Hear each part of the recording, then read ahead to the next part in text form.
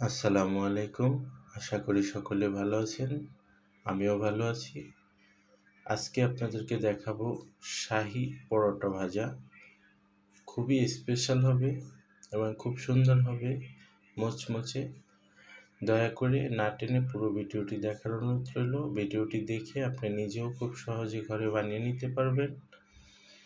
দেখুন দেখুন একবার কতটা সুন্দর হয়েছে। বাই দা বাই, আপনারা দেখছেন আমার রান্নাঘর। আমি মোহাম্মদ সোহেল শিকদার। তাহলে চলুন কথা না বাড়িয়ে শুরু করি। প্রথমে আমি নিয়ে নিচ্ছি ময়দা, নিয়ে নিচ্ছি স্বাদ মতো লবণ, বেকিং পাউডার 1 চা-চামচ, 1 চা-চামচ কর্নফ্লাওয়ার, দিয়ে দিচ্ছি 2টি ডিম এবং পরিমাণ মতো সয়াবিন তেল। নিয়ে নিচ্ছি সামান্য পরিমাণে অরিগানো।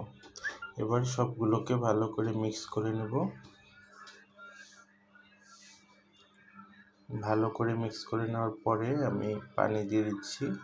পানিটা একেবারে দিবেন না, অল্প অল্প করে বারে বারে দিয়ে তারপরেই করবেন। একেবারে দিলে বেশি হয়ে গেলে তখন ঝামেলা হয়ে যাবে। তো আমি অল্প অল্প দিয়ে মাখিয়ে নিয়েছি। মোটামুটি মাখানো শেষ। একটু তেল মাখিয়ে নিলাম। এখন আমি একটা কাপড় ভিজিয়ে তা দিয়ে ঢেকে দিব। আমি 1 ঘন্টার মতো রেখে দিব। আমার 1 ঘন্টা সময় হয়ে গেছে। আমি আবার ভালো করে একটু প্রেসার দিয়ে মাখিয়ে নিব, যাতে ভিতরে কোনো বাতাস না থাকে। এখন আমি গোল গোল করে কেটে নিচ্ছি যাতে পরোটা বানানো যায়। তো দেখতেই পাচ্ছেন আমার গোল গোল করা হয়ে গেছে। এখন আমি এটাকে রোল করব। তো আমি ফার্স্টে যেটা করব যে লম্বা করে বেলে নিব, তারপরে তেল দিয়ে দিচ্ছি, তারপরে ময়দা দিয়ে এটাকে আমি আমার ভাষায় খাস্তা বলি। তো এটাকে করে তারপরে দেখুন এইভাবে করে ভাঁজ করে নিয়ে তারপরে এটাকে রোল করব। আচ্ছা, এখানে বলি রোল করার কারণটা হচ্ছে, রোল করে নিলে আপনার পরোটার ভিতরে একদম পাট পাট হয়ে যাবে এবং এটা খুবই ভালো খেতে লাগবে। তো আমি করে নিয়েছি, একে একে সবগুলোই করে নিচ্ছি। আমি সবগুলো তো দেখানো সম্ভব না, আমি জাস্ট 3টা করে দেখাচ্ছি। আপনি চাইলে বাসায় খুব সহজেই করে নিতে পারবেন। আমি আরেকটা স্টাইলে দেখাচ্ছি আপনাদেরকে। এটা টোটালি গোল করে রোল করে নিয়েছি। আগেরটা ছিল ভাঁজ করে তারপরে রোল করা। তো আরও একটা সিস্টেমে দেখাবো। আপনারা যে কোনো একটা সিস্টেমে করতে পারবেন বা চাইলে 3 রকমের সিস্টেমেই করতে পারবেন। দ্বিতীয়টা চলে গেল, এখন তৃতীয়টা দেখাচ্ছি আপনাদেরকে। এইভাবে করে তেলের উপরে ময়দা দিয়ে ভালো করে মাখিয়ে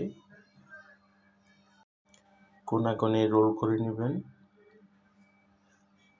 দেখুন আমি খুব সুন্দরভাবে আপনাদেরকে দেখাচ্ছি। হ্যাঁ, এইভাবে একটু টেনে লম্বা করে নিয়ে তারপরে এইভাবে ভাঁজ করে নেবেন। ব্যাস হয়ে গেল। এই 3টা সিস্টেম আমি আপনাদেরকে দেখালাম। বরাবরের মতো একটা কথাই বলবো, আমার সকল আয়োজন আপনাদের জন্য। আমি খুব কষ্ট করে এবং খুব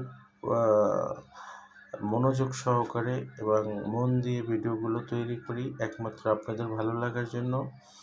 দয়া করে লাইক, কমেন্ট, শেয়ার করে এবং সাবস্ক্রাইব করে পাশে থাকবেন। আর যদি কোনো আমার ভিডিওর মধ্যে পরামর্শ থাকে বা ভুলভ্রান্তি থাকে, দয়া করে কমেন্ট বক্সে জানাবেন, আমি শুধরে নিব। আপনাদের পরামর্শ আমার একান্ত প্রয়োজন। আমি ভেজে নিচ্ছি। 1 পিঠ ভেজে নিয়ে অপর পিঠে ভাজার জন্য তেল দিয়ে দিলাম। দেখুন কত সুন্দর কালার চলে আসছে, অলমোস্ট আরও সুন্দর হবে। এই যে দেখেন একদম মুচমুচে হয়ে গেছে এবং লাল হয়ে গেছে কালারটা। আমি আরেকটা দেখাচ্ছি। এক পিঠ ভাজা হয়ে গেলে অপর পিঠ উল্টে দিয়ে 1 মিনিটের মতো রেখে তারপরে তেলটা দিবেন। কাঁচা থাকা অবস্থায় তেলটা দিবেন না। আর একটু বারে বারে উল্টে দিবেন যাতে পুড়ে না যায়। দেখুন কত সুন্দর কালার হয়েছে, এবং এটা একেবারে মুচমুচে হয় এবং আপনার খেতে খুবই মজা হয়, খুব মজা হয়। বানিয়ে খেলে পরে বুঝতে পারবেন যে কতটা মজার হয়।